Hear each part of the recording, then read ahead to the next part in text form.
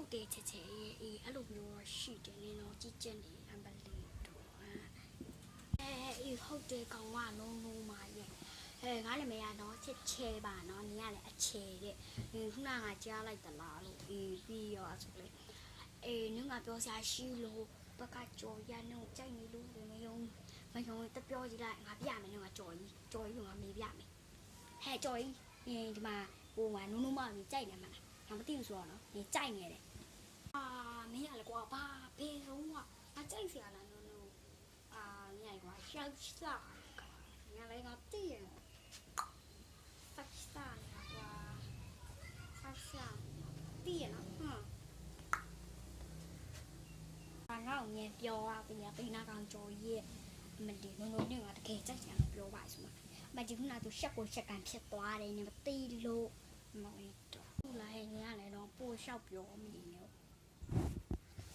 ရှောက်ပြောမနေနဲ့တော့ငါသိတယ်နော်နော်ဟဲ့စစ်လိုက်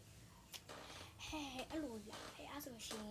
နင်ပြောလိုက်လေချေမရဲ့ဟွာလေးနင်ပြောလိုက်ဗာလေနုံဝါတို့ကော်ဖီတောက်ချင်နေလို့သူ့ဝယ်ခိုင်းလိုက်တယ်ဟုတ်တယ်နင်ဝယ်ခိုင်းတာဖြစ်မှာပေါ့ဟဲ့ငါဝယ်ခိုင်းရမယ်ကြော်ကြီးလာအောင်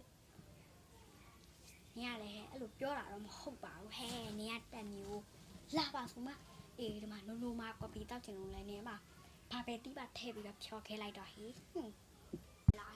ဖြောခဲနေနုံနေတောက်ချင်တာနော်ဟုတ်တယ်ဟဲ့လားဟိုကောင်မချဲမနေတောက်ဘူးနော်သွားလိုက်မရဆိုလေမသားကောင်အခုချိန်မလာသေးဘူးလို့ခါလဲမသိမသားကောင်ကလည်းတိတ်နေပဲအဲ့မှာတိတ်ပြောချင်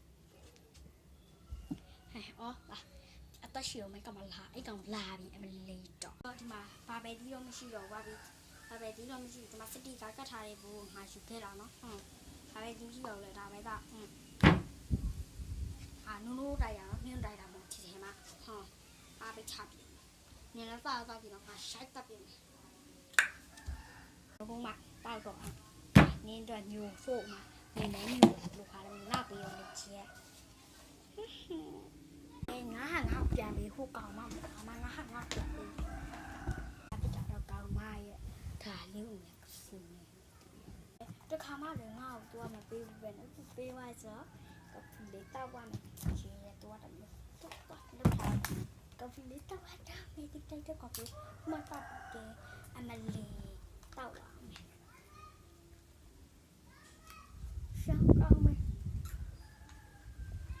ကမနေအောင်တောက်ဆက်